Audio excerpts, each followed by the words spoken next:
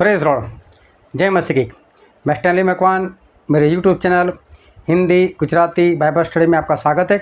मेरे चैनल को आज अभी इसी वक्त आप सब्सक्राइब कर लीजिए और परमेश्वर के ज्ञान में आप बढ़ते जाओ। इन दिनों में मैं एक बात नोट कर रहा हूँ और वो बात ये है कि आपके घर में फालतू खर्च बहुत ज़्यादा है। फालतू खर्च मेरे कहने का मतलब है कि जो खर्च आप करना नहीं चाहते लेकिन आपको करना पड़ता है। जैसे कि अचानक से बीमारी आ जाना, आपको पता भी नहीं था कि ऐसा कुछ हो जाएगा, बीमारी भी ऐसे आ गई, आपको अस्पताल जाना पड़ा, एडमिट करना पड़ा और 2-5 हज़ार या 10-12 हज़ार आपके ऐसे ही चले गए उस बीमारी के पीछे। अस्पताल में जो भी मेडिसिन, इंजेक्शन जो कुछ लिया उसकी वजह से आपका महीने का जो बजट था वो बजट आपका इधर उधर हो गया। अचानक से आपकी गाड़ी वो बिगड़ गई, इंजन फेल हो गया, टायर फट गया या तो उसमें कोई मुश्किल आ गई और अचानक से पता नहीं था और उसका अचानक से खर्च आ गया और वो भी आपको पता नहीं चला और आप कुछ और ही करना चाहते थे लेकिन आपका पैसा उस गाड़ी के पीछे चला गया। आपका कोई करीबी रिश्तेदार आया आपके पास कुछ उधार लेकर चला गया और बाद में उसने पैसे ही नहीं लौटाए। रिश्ता ऐसा है कि आप उससे मांग नहीं सकते और वो आपको देता भी नहीं। रिश्तेदार में कहीं पर शादी आ गई, ना चाहते हुए भी आपको शादी में कुछ खर्च करना पड़ा। अचानक से ये सारे खर्च आपके जीवन में आने लगे।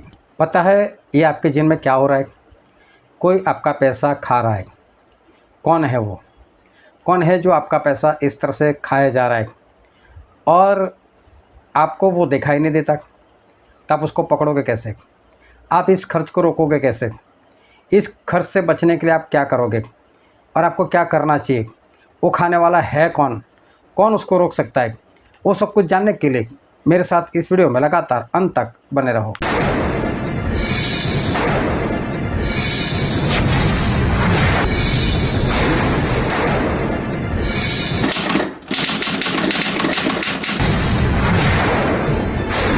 हो रहा है ना आपके साथ? आप खुद अपने पैसे को रोक नहीं पा रहे। क्यों? क्या वजह है? क्या अचानक से आने वाली बीमारी को आप रोक सकते हो? नहीं।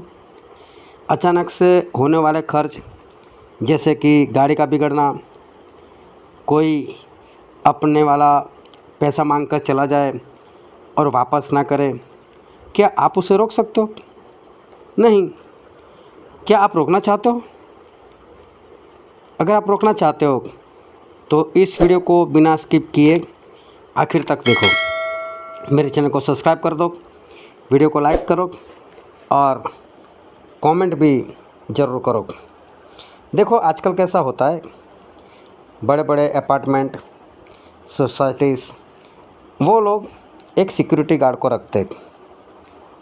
वो क्या करता है, किसी अनजान व्यक्ति को सोसाइटी में या अपार्टमेंट में आने नहीं देता, या कोई सब्जी वाला या कोई और रेडी वाला जो होता है उसे वो वहाँ घुसने नहीं देता। क्योंकि आजकल चोर लोग भी क्या करते हैं, ऐसे भेस बना कर आते, रेडी लेकर आते, फिर देख लेते कहाँ पर ताला है, किसका घर बंद रहता है, फिर रात में वो चोरी कर लेता है। लेकिन सिक्योरिटी गार्ड क्या करता है, ऐसे किसी को अंदर ही नहीं आने देता। अंदर नहीं आने देता तो किसी को पता ही नहीं चलता है और चोरी वहाँ पर नहीं होती। और वो जो सिक्योरिटी गार्ड होता है उसे पूरी सोसाइटी मिलकर उसे तनख्वाह देती है। सभी के हिस्से में बहुत कम अमाउंट आती है लेकिन बदले में फ़ायदा लाखों का हो जाता है, चोरी रुक जाती है। लेकिन बीमारी को कौन रोक सकता है? वो सिक्योरिटी गार्ड। वो तो आपकी बीमारी को नहीं रोक सकता। आपकी गाड़ी को बिगड़ने से कौन रोक सकता है? आपके फालतू खर्च को कौन रोक सकता है? एक बार मैं मेरी बाइक लेकर मेरे एक साथी के साथ मैं प्रार्थना के लिए जा रहा था। जिस रास्ते पर मैं जा रहा था वहाँ रास्ता बन रहा था, तो मेरी वाली जो साइड थी वो वाला रास्ता बंद था। तो मुझे सामने से जो गाड़ियाँ आ रही थी उस रास्ते से मुझे जाना था और सभी लोग उसी रास्ते से जा रहे थे। मेरे आगे एक मारुति वैन थी, उसके आगे एक जीप कार थी, सामने से एक टैंकर आ रही थी और ये सब कुछ दृश्य मैं देख रहा हूँ। मैं बिल्कुल मेरे होशो हवास में हूँ। रॉन्ग साइड होने की वजह से, भीड़ भाड़ होने की वजह से वहाँ पर स्पीड है नहीं, ज़्यादा से ज़्यादा 15-20 की स्पीड है। और मैं देख रहा हूँ तो टैंकर के पीछे दूर से एक मोटरसाइकिल वाला आ रहा है। वो मोटरसाइकिल वाला पूरी स्पीड में आ रहा है और उसका इरादा है कि इस टैंकर वाले को ओवरटेक कर दूँ। अभी ओवरटेक तो कोई किसी को भी करे, हमें क्या लेना देना, लेकिन रास्ता आधा तो बंद है, जगह है नहीं, ये ओवरटेक कैसे कर सकेगा? टैंकर और जीप के बीच में तो जगह है नहीं कि वो मोटरसाइकिल वाला निकल सके, लेकिन फिर भी उसका इरादा पूरा बना हुआ है। वो मैं देख रहा हूँ, वो पूरी स्पीड में आ रहा है। अभी जो टैंकर वाला था वो अपने शीशे में देख रहा है कि वो बाइक वाला पूरी स्पीड में आ रहा है।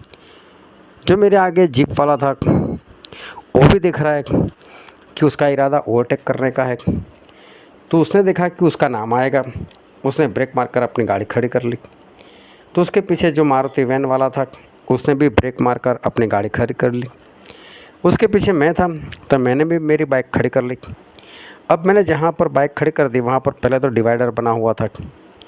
डिवाइडर ज़्यादा नहीं तो भी 1.5 फीट की ऊंचाई पर था और डिवाइडर के अंदर एक बड़ा सा पेड़ लगा हुआ था और पेड़ काफ़ी बड़ा था। तो मैं वहाँ पर अपना पैर लगाए रुका हुआ था। मैं सब कुछ देख रहा हूँ और पूरे होशो हवास में हूँ और मैं मेरे साथी के साथ बातें करते हुए सारा दृश्य देख रहा हूँ।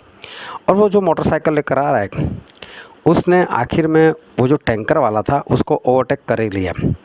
जैसे उसने ओवरटेक किया, उसका जो साइड ग्लास आता है वो और जीप का जो साइड ग्लास आता है वो दोनों टकरा गए। अभी हल्की सी टक्कर, लेकिन बाइक वाला गिर गया। वो बाहर गिरा लेकिन बाइक जो थी वो टैंकर के नीचे आ गई। अभी यहाँ तक मैंने सब कुछ देखा। बाद में क्या हुआ वो मैं समझ गया बाद में, लेकिन वो मुझे दिखाई नहीं दिया।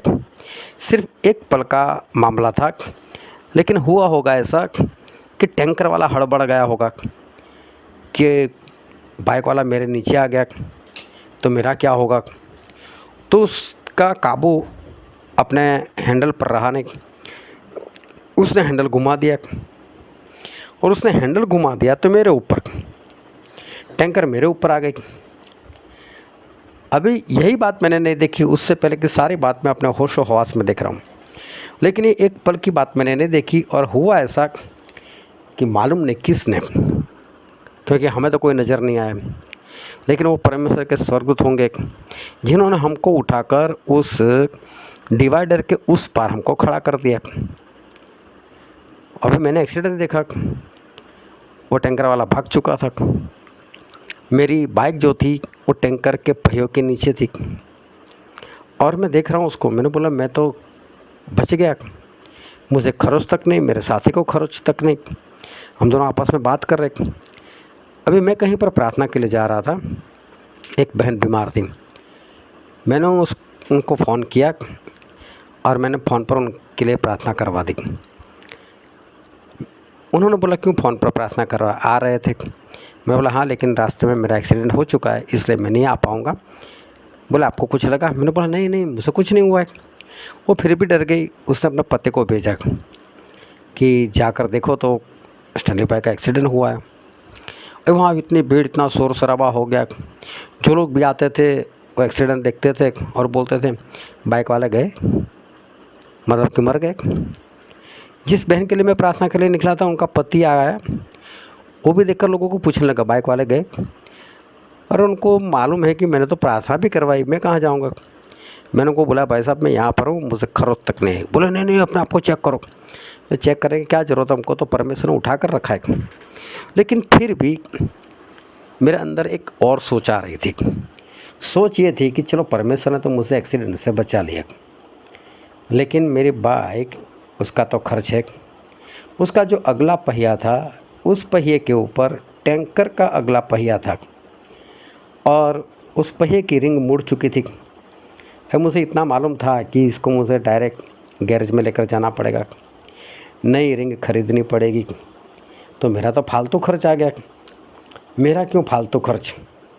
चाहे परमेश्वर ने मुझे बचाया, लेकिन मुझे सवाल ये हुआ कि मेरा क्यों फालतू खर्च हुआ, मुझे क्यों खर्च करना पड़ेगा। चलो उसको गैरेज में लेकर गया। दूसरे दिन मैं उसकी रिंग लेने के लिए चला गया। दुकान वाले के पास गया, मैंने उसका नाप दिया कि नाप की मुझे रिंग चाहिए। उसे रिंग निकाल कर मुझे दी। मैंने उसको बोला इसका कितना खर्च है, और उसने उसकी कीमत बताई 1100-1200 रुपये कुछ बताई। उस वक्त मैंने पैसे निकाले, मैं उसको देने के लिए जा रहा था, तब एक भाई साहब का फ़ोन आया। बोला स्टैनली भाई, आपने वो रिंग ख़रीद ली? क्योंकि जिस गैरेज में मेरी गाड़ी पड़ी थी वहाँ पर वो भाई ही लेकर गए थे, उनका कोई पहचान वाला था। मैं बोला हाँ मैंने ले ली, बस मैं पैसे दे रहा हूँ। बोले नहीं नहीं नहीं, मत खरीदना मत, आपको पैसे खर्च करने की ज़रूरत नहीं है। मैंने पैसा खर्च कर लिया है, रिंग ले ली है और आपका काम हो गया है, आप अभी फिक्र मत करो। तब मेरे अंदर वो खुशी आई कि परमेश्वर आपने मेरे पैसे बचा लिए, मेरा जो खर्च होने वाला था वो खर्च बचा लिया। लेकिन मेरे अंदर ये सोच आई, मैं बच गया, उसकी खुशी तो थी मुझे। परमेश्वर ने मेरे जीवन में अद्भुत चमत्कार किया था, वो तो खुशी थी, लेकिन साथ में दुख इस बात का था कि मुझे गलत खर्च क्यों, और क्यों मैं ऐसा सोच रहा था। उसके सोचने का एक कारण था, क्योंकि बाइबल में ऐसा लिखा है, और एक वचन मैं आपके लिए पढ़ता हूँ, मलाकी उसका 3रा अध्याय और वचन 7 से 10 तक। अपने पुरखाओं के दिनों से तुम लोग मेरी विधियों से हटते आए हो और उनका पालन नहीं करते। तुम मेरी ओर फिरो, तब मैं भी तुम्हारी ओर फिरूंगा। सेनाओं के यहोवा का यही वचन है। परंतु तुम पूछते हो कि हम किस बात में फिरें? क्या मनुष्य परमेश्वर को धोखा दे सकता है? देखो, तुम मुझको धोखा देते हो और तो भी पूछते हो कि हमने किस बात में तुझे लूटा है। दशमास और उठाने की भेंटों में तुम पर भारी शाप पड़ा है, क्योंकि तुम मुझे लूटते हो। वरन सारी जाति ऐसा करती है, सारे दशमास भंडार में ले आओ कि मेरे भवन में भोजन वस्तु रहे। और सेनाओं का यहोवा यह कहता है कि ऐसा करके मुझे परखो कि मैं आकाश के झरों के तुम्हारे लिए खोलकर तुम्हारे ऊपर अपरंपार आशीष की वर्षा करता हूँ कि नहीं। तो यहाँ पर परमेश्वर ऐसा बोलते हैं कि तुम शापित हो चुके हो, तुम पर भारी शाप पड़ा है। तो बोले क्यों? तो बोले तुम मुझे लूटते हो। तो लोगों को ऐसा लगता है कि हम और परमेश्वर को लूटें, हम परमेश्वर को कैसे लूट सकते हैं? तो परमेश्वर बोलते हैं हाँ तुम मुझे लूटते हो। बोले किस बातों में? तो बोले आप मुझे दशमास के बारे में लूटते हो। तो परमेश्वर की एक आज्ञा है कि आप जो भी कमाई करते हो उसका 10वां हिस्सा मेरा है, वो दान नहीं है। मैं आपकी संभाल रखता हूँ, मैं आपको बचा कर रखता हूँ, मैं आपको समझ देता हूँ। बस उसके बदले में हमारे परमेश्वर हमसे 10वां हिस्सा मांगते हैं। वो उनका अधिकार है, वो उनका हक है। वो ऐसा नहीं कहते मुझे दान में 10वां हिस्सा दो। दान तो कितना भी हो सकता है, यहाँ दान की बात नहीं। और दूसरी बात परमेश्वर बोलते हैं उठाने की भेंट। उठाने की भेंट का मतलब होता है, कई बार इंसान लोग तय करते हैं, उनके घर में बीमारी आ जाए या कोई काम ना होता हो तो लोग मन्नत मानते हैं, परमेश्वर मेरा इतना काम कर दो ना, तो मैं 100 रुपये दूंगा, मैं 500 रुपये दूंगा, मैं आपकी संगति करवाऊंगा, मैं आपके दास को खिलाऊंगा, या तो उसको कपड़े ला कर दूंगा। ऐसा कुछ मान लेता है, और जब काम हो जाता है तब भूल भी जाता है। तो परमेश्वर बोलते हैं कि इन बातों में, दशमास और उठाने की भेंटों में तुम लोग मुझे लूटते हो, और लूटने के कारण आपके ऊपर शाप आ पड़ा है। अब मैं बोलता हूँ क्या परमेश्वर शाप देते किसी को? नहीं, परमेश्वर किसी को शाप नहीं देते। लेकिन समझ लो बड़ी सोसाइटी है, बड़ा अपार्टमेंट है, उन लोगों ने सिक्योरिटी गार्ड को नहीं रखा। उनको ऐसा ये फालतू में खर्च क्यों करे, ये खर्च नहीं करना है, छोड़ो। अभी जब चोर देखता है कि यहाँ तो कोई सिक्योरिटी गार्ड है ही नहीं, यहाँ आने जाने में कोई पाबंदी है ही नहीं, तो फिर उसको तो खुला मौका मिल जाता है। फिर वो तो आकर किसी को भी लूट सकता है, किसी के भी घर में चोरी कर सकता है। लेकिन एक सिक्योरिटी गार्ड को अगर सभी ने मिलकर ज़्यादा नहीं 100 150 रुपये दे दिए होते तो भी उसकी पूरी तनख्वाह निकल जाती। लेकिन बदले में फ़ायदा कितना? लाखों का ना, क्योंकि चोर गिनती करके लेकर जाएगा। कि बस आज मेरा खर्च इतना है तो मैं इतना ही लेकर जाता हूँ। वो तो उसके हाथ में जितना आएगा, जितना सोना चांदी पैसा जो कुछ आपने बचा कर रखा होगा, वो सब कुछ वो तो लेकर चला जाएगा। कोई सिक्योरिटी गार्ड वाला वहाँ पर चोर बेचता है कि इन लोगों ने मुझे यहाँ पर बुलाया नहीं? नहीं, सिक्योरिटी गार्ड वाले को तो पता भी नहीं वो कहाँ किसी को भेजने वाला है। तो इसी तरह से परमेश्वर शाप नहीं भेजते किसी के ऊपर कि मैं तुम्हें शाप दूंगा। लेकिन जब परमेश्वर आपके जीवन में है ही नहीं, तो फिर शैतान को तो खुला मौका मिलता है। और शैतान को खुला मौका मिलता है तो फिर वो तो कुछ भी करेगा आपके साथ।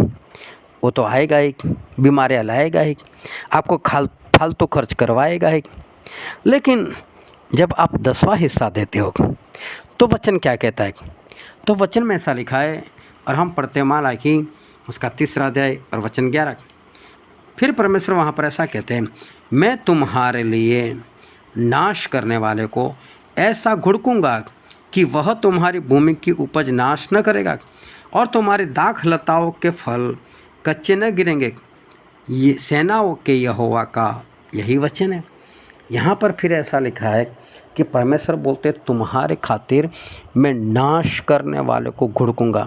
नाश करने वाला मतलब आपका पैसा खा जाने वाला, आपको फालतू खर्च करवाने वाला, बार बार बीमारी डालकर आपको अस्पताल में खर्च करवाने वाला, आपकी गाड़ी को बार बार बिगाड़ कर पंचर करवा कर टायर फाड़ कर जो फालतू खर्च करवा देता है, वो आपके पास ऐसे लोगों को भेजता जाए, इसके पास से तू पैसे उधार कर लेकर आ और बाद में वापस मत देना, ऐसे लोगों को भेजने वाला वो शैतान है। तो ये जो शैतान है, परमेश्वर ऐसा बोलते हैं, ये जो खा जाने वाला है उसको मैं घुड़कूंगा, मैं धमकाऊंगा उसको, क्यों आया यहाँ, चल भाग यहाँ से। तो परमेश्वर बोलते हैं अगर 10 मास मेरे पास आता है, अगर उठाने की भेंट जो लोग मन्नत मानकर पूरी करते हैं, तो परमेश्वर बोलते हैं फिर तो मैं वहाँ पर रखवाली करूँगा। और शैतान अगर वहाँ पर जाएगा, ऐसा कुछ करेगा, बीमारी लेकर जाएगा, तो उसको जाने से पहले मैं उसको रोक लूँगा, ए चल निकल यहाँ से, भाग यहाँ से। परमेश्वर बोलते हैं मैं उसको धमकाऊंगा। तो परमेश्वर उसको धमकाएंगे, उसको डांटेंगे, उसको बोलेंगे चल भाग यहाँ से। तो आपका 10वां हिस्सा जो है वो आपके बाकी 90% की रखवाली करता है। आपका 10वां हिस्सा वो बाकी के 90% को सुरक्षित रखता है। पर 10वां हिस्सा उसी को देना जो उसे परमेश्वर तक पहुँचाए। आप किसी को भी दे दोगे वो नहीं चलेगा। 10वां हिस्सा उस परमेश्वर के दास को दो जिसके अंदर पवित्र आत्मा के फल दिखाई देते हो। कोई पास्टर, कोई फादर, कोई कैप्टन, वो लोग तो खुद तनख्वाह लेने वाले कर्मचारी लोग हैं, उनको देने से आपका कुछ नहीं होने वाला। पर परमेश्वर से पूछो, प्रार्थना में बैठो, मांगो परमेश्वर से कि परमेश्वर मैं 10वां हिस्सा किसको दूं ताकि वो आपके तक पहुंचाने वाला हो। और परमेश्वर आपको ज़रूर बताएंगे सपने से, या तो आपके अंदर बात रखेंगे, आपके अंदर कोई सोच रखेंगे कि इसको दे दे। और परमेश्वर की बताई हुई जगह पर देने से आपका फालतू खर्च बंद हो जाएगा और आपकी कमाई भी बढ़ेगी। क्योंकि परमेश्वर बोलते कि 10 मास लेकर आओ, तो बोले मैं तुम्हें इतनी आशीष दूंगा कि आप अपने घर में उसको समा भी नहीं सकोगे। तो परमेश्वर की ओर से मेरी भी गारंटी है कि 10 मास देने से, सही जगह देने से, परमेश्वर के बताए हुए परमेश्वर के दास को देने से, देखना आपकी कमाई भी बढ़ेगी, आपको आशीष भी मिलेगी और आपके सारे फालतू खर्च वो बंद हो जाएगा। तो परमेश्वर इस वचन से आपको आशीष दे। आमीन।